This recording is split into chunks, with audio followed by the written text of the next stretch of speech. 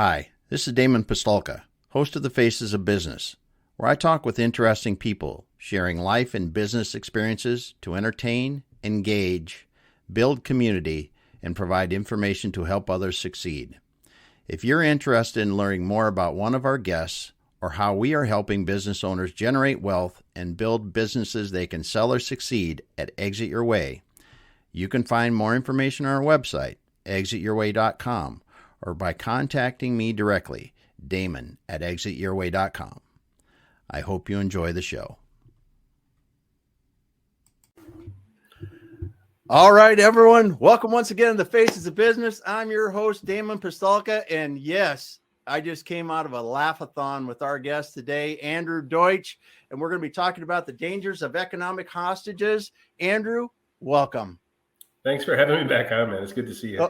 Oh, this is great. So Andrew is currently the CEO of the EcoTek Group. We're going to have him talk a little bit about that. And then after that, let's have you define what is an economic hostage after you tell us about what you're doing now.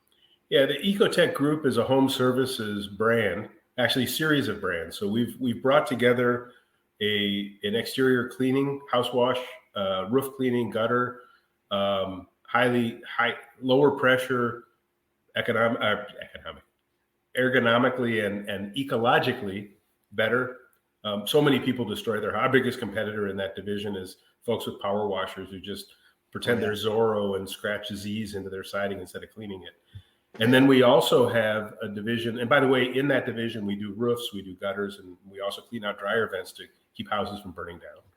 And then we have another division called the Junk Bros, which is a decluttering business. Our crews go out and completely remove all the junk from people's houses that they've been wishing had been removed 25 years ago. And lastly, in the off season, we have a holiday lighting division. So people can contract us to design, install, and then at the end of the season, so you don't have to climb the ladder. We do it for you. We take it all right back down and store it for you till next year. That's awesome. That's awesome. And those are pretty valuable services. And I just wonder, does Junk Bros have a psychologist on staff that can convince my better half that we really don't need to keep that stuff that's been sitting there for 10 years and not been used? It's usually the other way around, Damon. Your wife, by the way, called me about an hour ago, and I told her you're out of our service area. But all that sofa from your college dorm room, it's got to go. It's got to go. No, it doesn't. It has history. It has history. Well, awesome. That's so much fun. So, Andrew, we'll talk about a little bit more about that because I want to understand some of the stuff you've learned in EcoTek as you've been around there. But let's talk about economic hostages and what you mean by that to start with. It's when you set up a system where a financial benefit prevents people from making the right decision for themselves. And it goes back to, the days of the company store. So for people who don't know what that is, back in the days of mining and other types of situations, in these secluded areas, companies would set up a store that charged people so much that by the time you got your paycheck, you were already in debt more than what you received, which meant that you could never leave until you finally caught up your debt. So that in an extreme form, that's the original sort of idea of what an economic hostage is. But now there's a lot of examples that people think as business owners make a lot of sense. But in the long run, when you really dig into the total effect, not what it means in the moment, but what it means down the road, is not clever and can actually hurt your business. So, how many sales guys do you know that around, September are done? They don't like where they're working anymore. There's all these job offers out there, but they don't go anywhere because they're being held hostage by the bonus that's getting paid in January. January, I always refer to it as quitting season.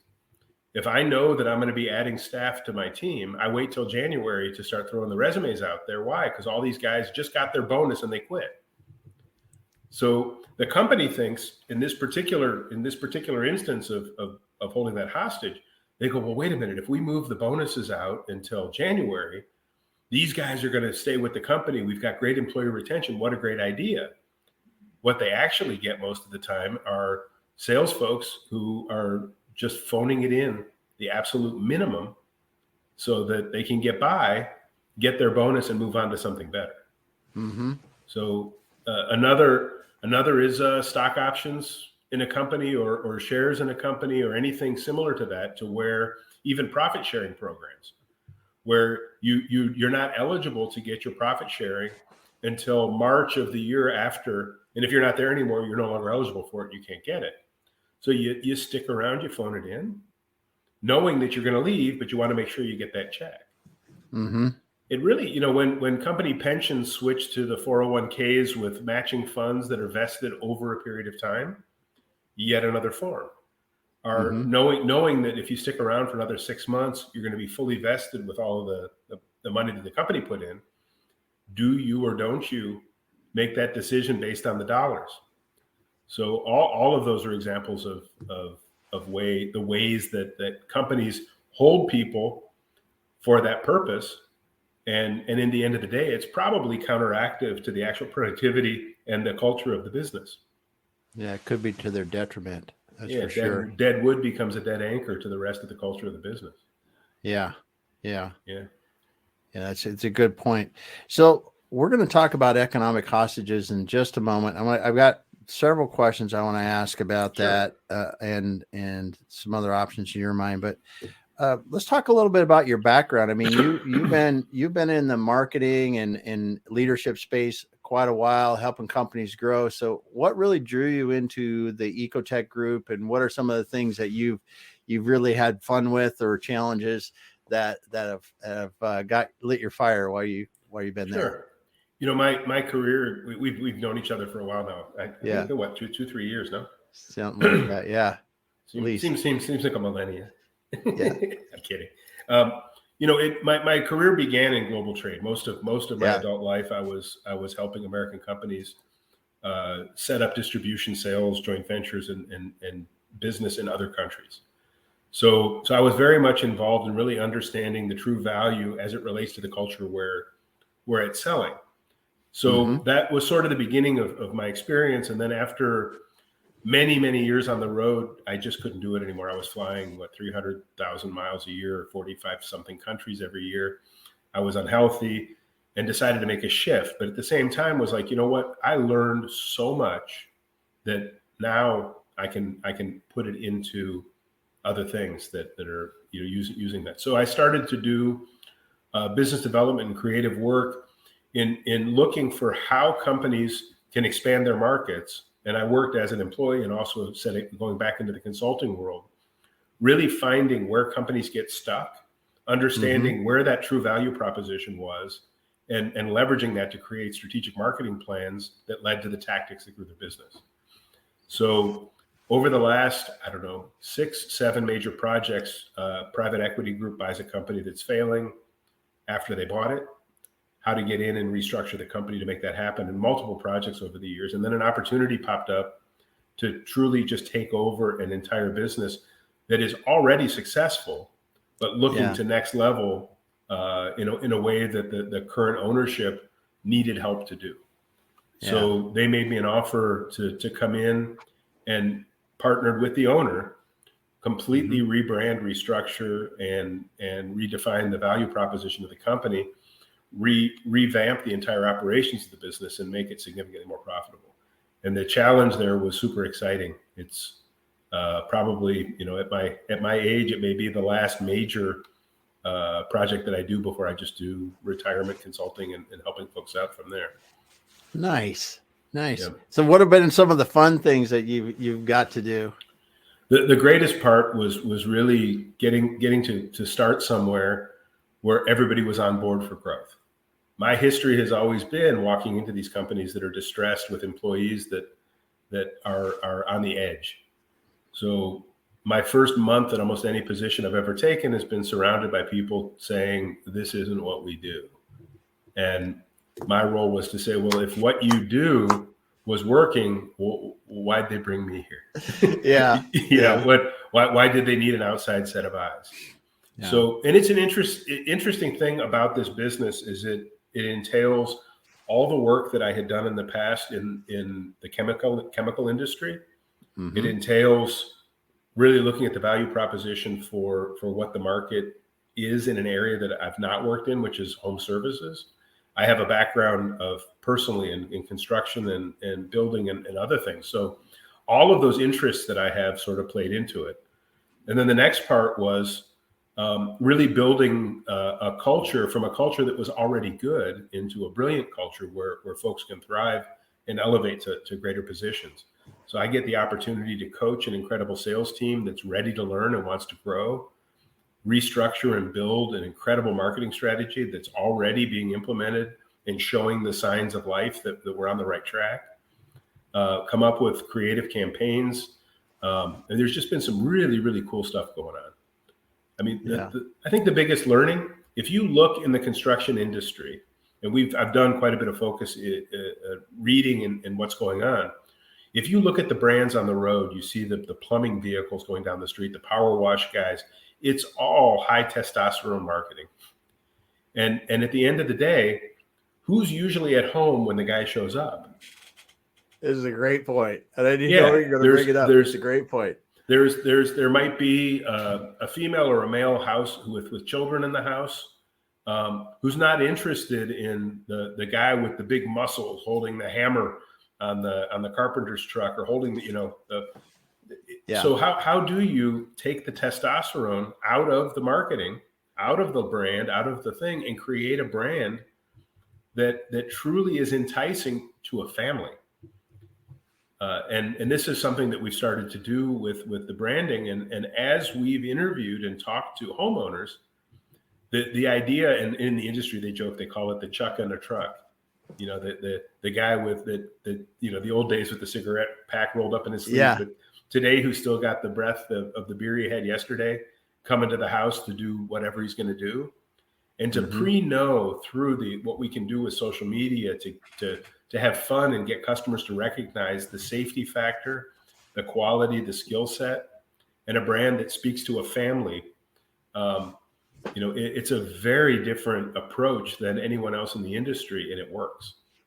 Because I think it looks cool to see, a guy holding a power washing gun with flames coming out of it, doesn't mean that that's going to attract the market space with people who are looking to have their homes cleaned. Yeah, you're right. Getting your brand to speak to the family, because you don't care if your power washer will spit flames out of it. You just want to make sure it's going to get done and it's going to be clean and look great. And you're not going to screw with your dog or the kids or the shrubs and all the kind of stuff that you run into that can go wrong. And at the end of the day, I've been preaching this for many, many years. If you believe that you are your brand, start over. It's or you are your customer. Either way, the brand has to speak to what the customer wants, not what you want. Opening up a music store only selling what you like to listen to is probably not going to do much business. Yeah. That's a great example. I like that example. Music store only selling what you like. You're only going to sell to you. And that's not going to pay the bills in the long run. Well, especially since I already own the albums and there's nobody else to buy them. So. Exactly. Yeah. Exactly. Good. Well, God, that's really cool, because you're in a place now where you can really fuels your passion, because you've got people around you that want to grow just as badly as you do. Absolutely. Yeah. I've really got one of the best teams that I've ever worked with in my entire career right now. Oh my goodness. That's got to be just a thrill. It really is, and they're committed, and they're really off to a good start, and the ability to provide and listen to feedback from folks that are in the game to win it is a very different experience than the old consulting, where you're wondering for the first month if it's ever going to happen because nobody's on board with what you're talking about. Yeah. So that's awesome. So let's get back to talking about the economic hostages, because you get me excited about growing businesses and that kind of stuff. And I will ask you one more, because you guys are putting the business and this home services business on the growth path. I've had some other guests in the past talk about home services. What are some of the real challenges you see to growing these home services brands? Well, when you're building, most of the guys in the home services industry fall on the death sword of tactics. So they go, okay, I gotta get my Google up. I've got to get people to my website. I've got to get leads. But they don't really understand the actual density. And I'll give you an example. I know of another power washing company who's a friend of our company. He does an extremely impressive amount of sales within a 7 square mile or 7 miles of his office. Nothing beyond that. He does all of his business.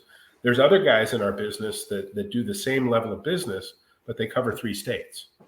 Yeah. Guess which one's more profitable? Yes. The guys who don't travel far. Every mile with a crew in a car or in a truck is an expense. Mm-hmm.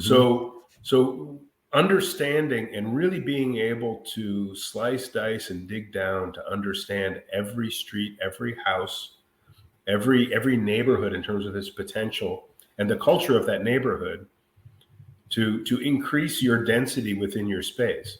So many of these guys are like, well, I'm only an hour away from the next city. We'll open up a branch office there and we'll grow without ever really harvesting all the density in their own space.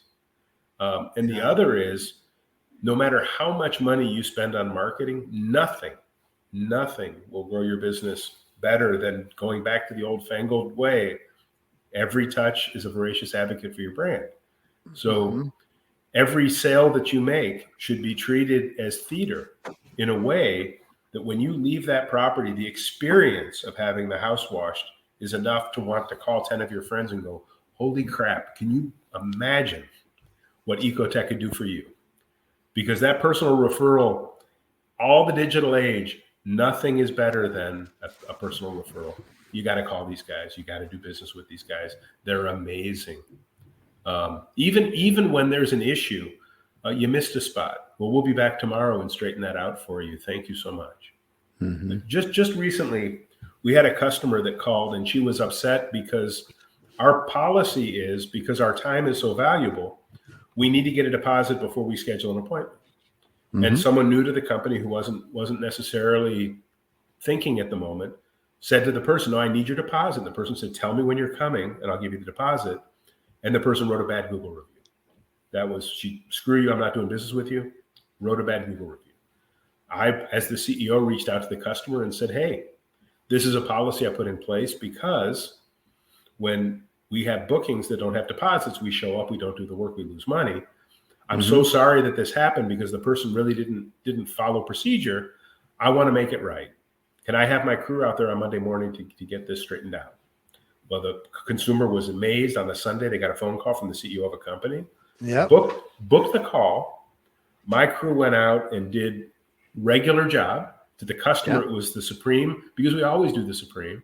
And guess what? She took down the Google review, wrote a 5-star, praised the company, asked for additional services. We're going back to do her deck, I believe the roof and some windows, as a second for the same value as the first round, and gave our name to the homeowners association where she lives to tell them that we should be the one that they recommend to people.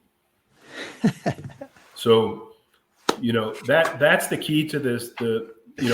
We're selling in your neighborhood. We should feel like your neighbor. Exactly. Yeah, that's a great quote. I'm going to write that down because that is really what service is about. Is creating, doing the right thing. Mm-hmm. And let me tell you about a team that like we've got now. So in our industry, one of the issues in our business is that there are months where there's ice on the ground and people aren't getting their house washed, which is part of the reason that we began the holiday lighting business. But we're also looking for other things to keep our crew active during those months because those are potential revenue months and typically they're not hot. So I put the challenge out there to the team. I said, hey guys, we're looking for solutions. What can we do in these off seasons? What are additional things that we should be offering that we're fully capable of doing that don't add liability to the company? We have to know how to do it right or we're not going to do it. Yeah. And since I put out that challenge, I've had 5 employees who normally have no contribution besides doing great work come to me with ideas that were brilliant for new services that we're now contemplating taking to That's awesome. That is incredible when you can do that, because they're engaged in the company trying to help in those off-season times, and you're getting great ideas. Yeah. That's the culture that will take this company way beyond the next level. Yeah. So cool. So cool. All right. Well, I would love to talk about the EcoTek group, and we're going to have to check back at, give us some time next year, check back and see how things are going, because this is an exciting time for you, and would love to see the progress over time.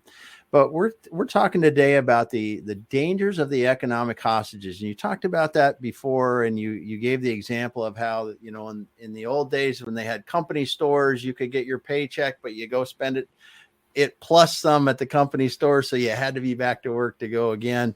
And we were talking about the sales people with the bonuses paid in January, and January being quitting season because everybody wants to wait until the bonus checks are cashed and they're done it. And you know what? I can't tell you how many management leaders across the board that I know they've done that. They wait until it's usually March, the end of March, everything's done, and people are looking for new jobs if they weren't happy last year. Absolutely. So, and you talked about a couple other ones too. You talked about stock options. I think that one's an interesting one too, because it's used so much. I mean, when you look at some of these big companies, that's sometimes that's the lure for people to stay there. Yeah. And there's another one I neglected to bring up: health insurance. Yeah. Health insurance.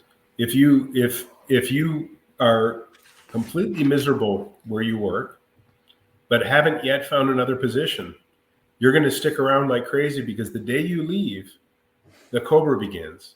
Yeah. And all of a sudden, a family's paying $1,800, $1,500 a month to maintain the ability to have health insurance until they find the next position. And I'll never quite understand when we decided that businesses are responsible for the health insurance. I know that it's an attractive thing to go work for a company, but it's another form of economic hostagery. If you're working somewhere, and I've even seen it where someone actually threatens an employee: if you don't get your production up, you'll be gone, and I don't know what you're going to do about your health insurance. You're going to lose your bonus. You're going to lose this and that. You better perform more. And they think that they're doing a good thing, but instead they're just creating bad culture, disgruntled employees, and people who phone it in. Wow, that's got me thinking now. That really, the health insurance piece has got me thinking there. Yeah. Because it is if you look at two companies side by side, and one company was paying $0 for the health insurance, but they were paying a higher wage to compensate for that. That's actually a better thing than the company that's not paying for the health, that's paying a lot on the health insurance, or paying some of the health insurance. It all depends on where you're at. And of course, the younger your employees are, the less the health insurance matters to them, even though it should. So if you're employing a bunch of 20-year-olds and you tell them, well, I only pay this, but you get health insurance, they're like, I've been to the doctor in 5 years, get lost. And then they call you a boomer and they walk off, and you go, wait a minute, I'm not a boomer.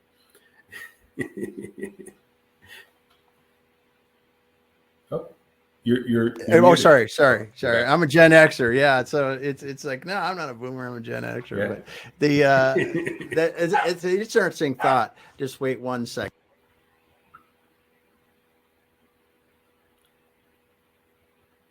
I have a demanding partner once in a while that he's a 1-year-old Westie. Oh, so I like Westies. Yeah. So this is interesting now. When you look at this, these are some long-standing traditions. I mean, when you look at stock options, when you look at health insurance, when you look at any of these things that you've talked about. So there's one more actually that I had. Let's get it. Yeah. So there was a company back. I'm not going to say who it was. I don't want to get sued. There's a company that was in the warehouse distribution business of a certain electronic product that I was aware of. And the owner put in a cafeteria, and all the employees could go there and get their meals at the place. And he told the employees, well, I'm concerned because there aren't great restaurants nearby. Of course there are. And I've decided that I want to provide you with the meals as a courtesy to keep you going. I was in the boardroom when he told the team, I'm putting in the cafeteria so these people won't go out and overstay their lunch. I need them at their desk.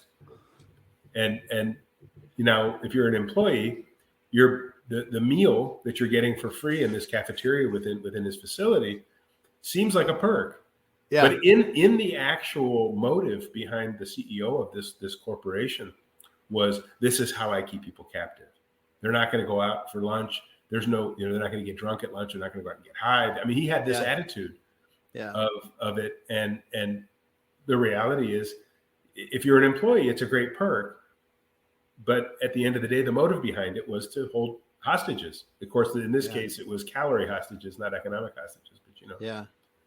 But that's a great example of it. I mean, I think about other places that have, beer Fridays or whatever the heck they have, and all the they're going axe throwing every week or whatever they're doing and all that kind of stuff. And that's all good and dandy if it's in the right setting and if it's in the right culture. But I still go back to my daughter's first job out of college was horrible, but they lured her in with, we do all these outdoor activities and we do all this company stuff. And she got into it and the culture was just absolutely crap. Yeah. And in 6 months she was sick of it. In a year, I think she stayed close to a year or something. I don't even remember, but it was just like, it was, coming home in tears kind of thing from it. Yeah. So bad. Well, in the vending space, there's all of these companies that provide, on every floor, they'll have a cooler with beverages. They'll have snacks, even companies that encourage the employees to take as much as they want. And at the end of the day, what's the motive? If there's lots of snacks and food, they'll stick around longer, they'll work longer, and they won't go home. And that's where you get this Silicon Valley sort of mindset of these 12, 14-hour days. And, because why? I can get chips, I can get beef jerky, I can get Veggie Delight out of the machine for free. The boss is paying for it. What a great guy. And at the same time, there's a motive behind it of, well, this will keep these guys around. We'll get more out of them because they're salaried and we don't pay overtime. Yeah. Turns out a bag of chips is cheaper than overtime. Yeah. It's like the whole farce behind unlimited vacation too. That was, when people were doing that, saying, "No, that's the greatest thing ever." But how many people really took advantage of unlimited vacation other than the companies that didn't have to report it on the balance sheet as an accrued liability? Yeah. And how many people who went on this supposed unlimited vacation that every minute of it was worried, is my job going to be there when I get back? Yes. And who's going to be, positioning against me, and the rat race kind of cutthroat stuff that happens when you're not in the office. Yeah, it's interesting bunch of situations here. So when you look at this, what are some of the things that you can do that incentivize the right people for the right reasons? I mean, because we've talked a lot about how this can be negative and how those things. What are some ideas to create people that want to stay there for the right reasons and the right people? I guess I'm not. I don't know if I said that correctly, but it sounds like we're talking about some crappy reality show on. Yeah.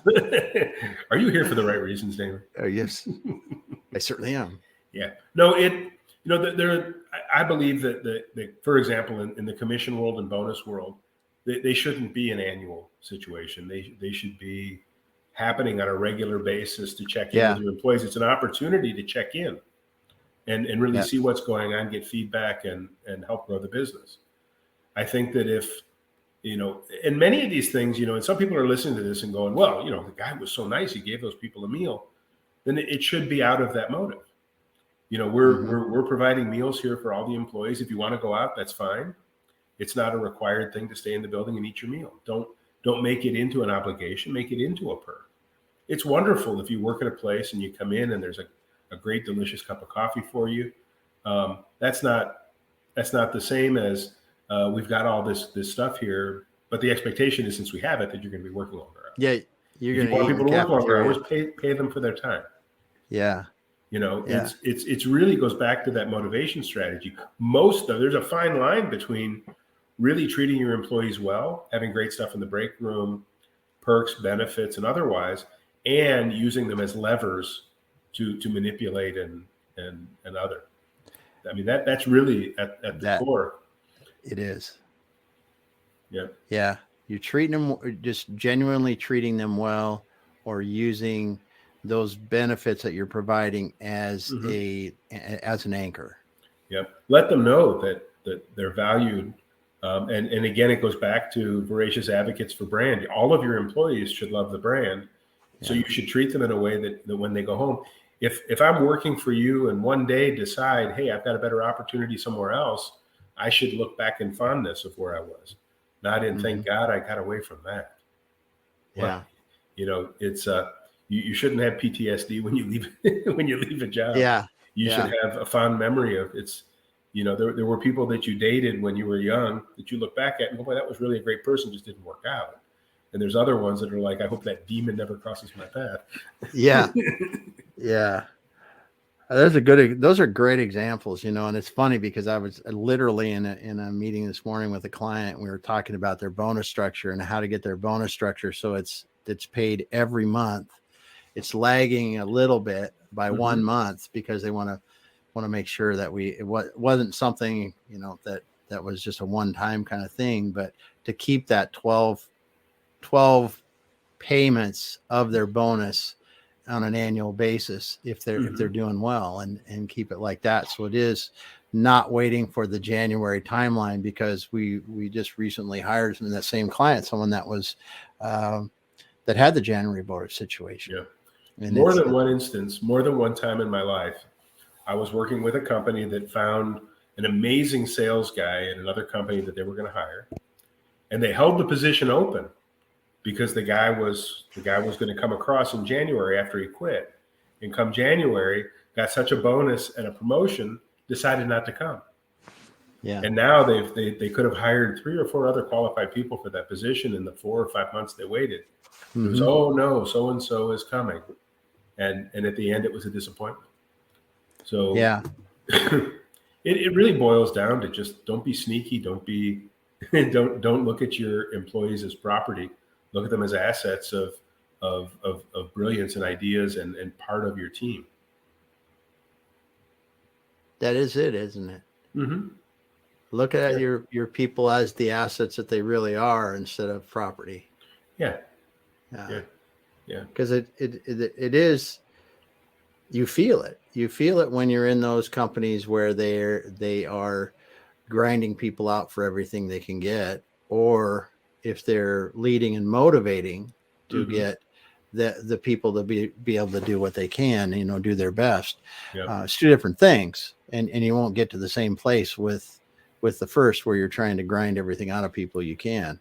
Yeah. And keep in mind, Damon, when you've got a leader, a CEO, president, whoever's in charge of what's going on in a company, who uses these tactics to hold people hostage, you're typically also dealing with somebody that's got a million other flaws that are damaging them.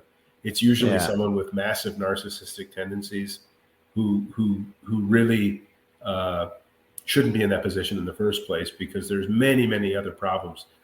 Seeing people being held, and this is a consultant coming in, people seeing companies that use economic hostagery as a strategy for retention is usually the tip of the iceberg to all of the other things that are going on in there that are preventing that company from getting to the next level, or even being a place anybody would want to work. I remember years ago, I went to visit a company. I was being interviewed. They were looking for a vice president of sales at the time. And I was supposed to go for an interview on a Friday afternoon at 6 p.m. And I thought, what a strange time for an interview. And the CEO who was going to interview me said, well, that's the only time I have available, so I'm sorry. I walked in and the office was full. And I swear to you, in my creative mind, as I'm walking through the office, I had a vision that all of these people were in the belly of a ship, chained to their desk, rowing. And they all had the look on the face like, don't do it. Don't do it. That was the look. That was what was going in my head as I'm going through. And I interviewed the CEO, who was from another country. And I said, well, you've been in the States now for 4 or 5 years. What are you doing in your free time? He said, I work. That's what I do in my free time. Well, I turned down the position. Yeah. Knew the guy who took the job, and 4 months in, he quit. And I asked him why. And he said, God, I felt like I was in a slave ship.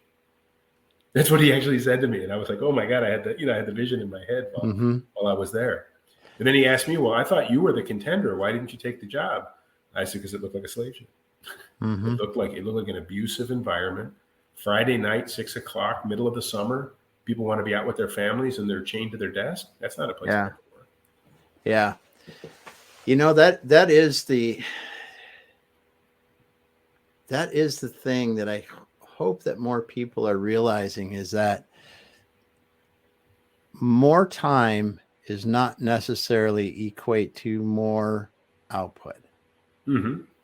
And I've seen business owners that get it. I had a friend of mine that had in a very, very poignant example. I think he had a roofing company, and his roofing company did really well, and it's seasonal, right? You know, the seasonal game. So sure. Summertime, when we first took over the roofing company, first was owning it and running it, they would work 6 or 7 days a week, because they were like, man, we got to get all this roofing done we can, because it was in the north, and you only have so much time.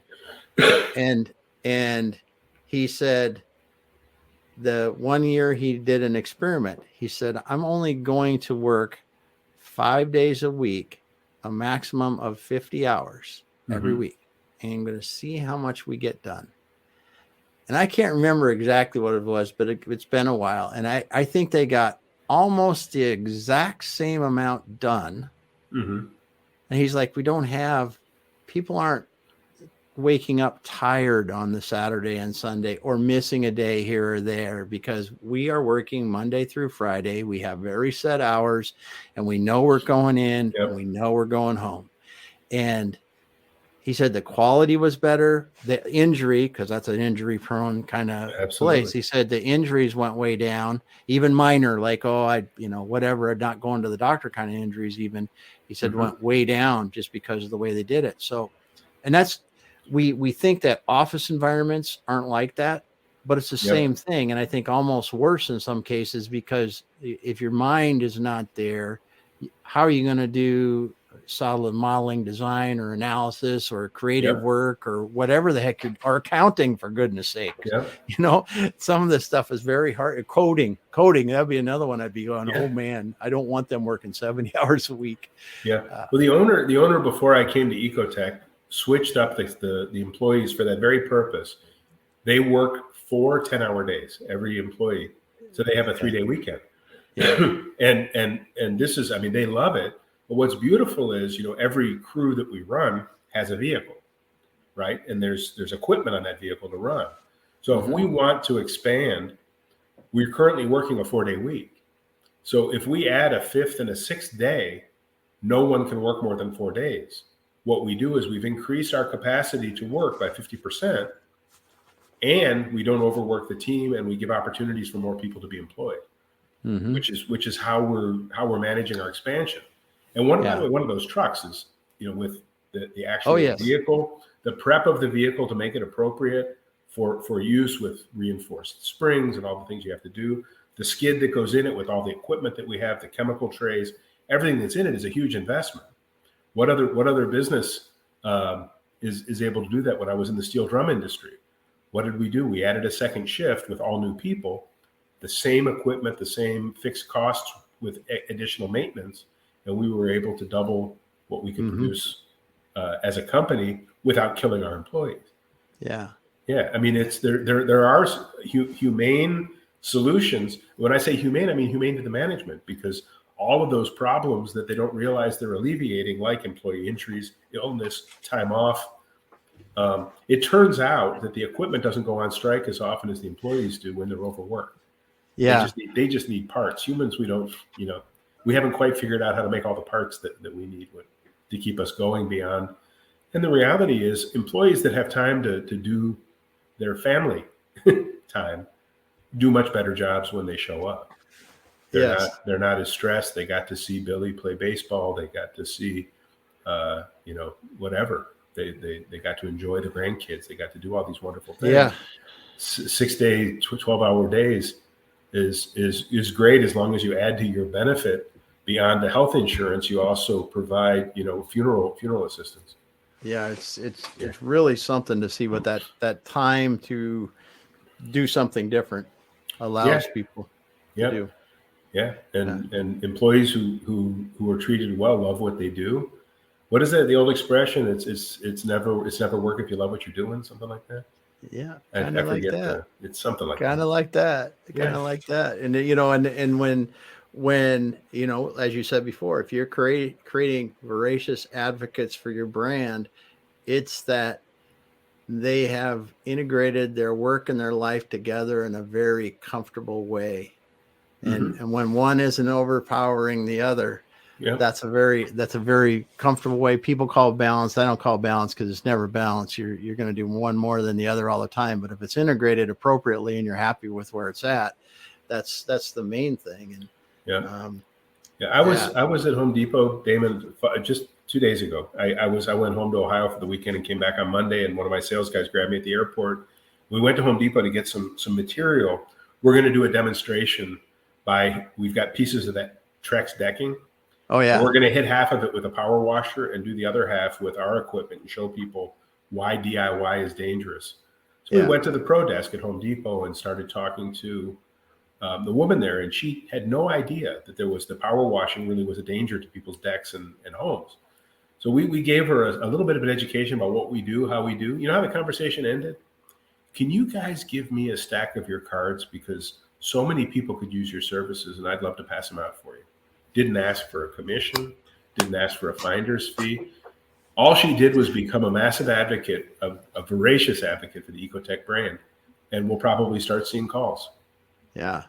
Yeah, that's awesome. Because it's doing the right thing is what it is. You're helping to educate people on they have choices or different ways to do it. And there are people that will do it technically better.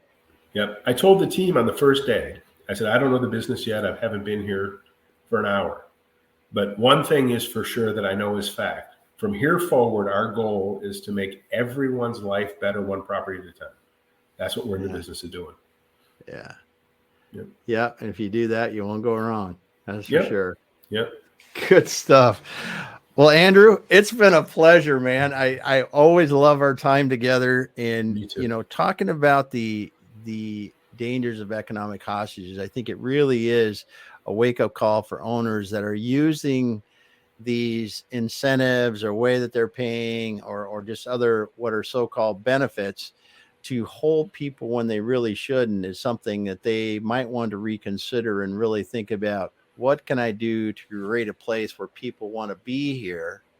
You know, if I'm paying a fair wage, that's cool. I don't have to pay the best wage in the world. I just have to pay a fair wage and have a great place to work. And I'm probably going to have better people hanging around. Yeah, well, you don't have to hold hostages if they want to be there. That's true. That's true. And, you know, it's a funny example because, and I know I was trying to wind down, but I just thought of this. There was a guy that was talking about, this is 6 months ago, was talking about two restaurants. It was in Utah, across the street from each other. One restaurant couldn't hire people, could not hire people. It was like they were paying top dollar wage, you know, recruiting like crazy, couldn't do it. The place on the other side was a great place to work. They didn't have to worry about hiring people. Nope. They said, we don't worry about hiring people, and they don't pay the best. It's like, it is that simple. If you have create a good place to work where people are valued and they think they can go in and contribute. Yeah. And I hear the people in Utah are hungry, so that's good. Yeah, that's good. Good stuff. Well, Andrew, thanks so much for being here today. And thanks for sharing with us your thoughts on the dangers of economic hostages. Thank you so much, David. I had a blast. Yes. All right, everyone. We'll be back again with another episode of The Faces of Business. Andrew, hang out for a moment. We'll talk. All right.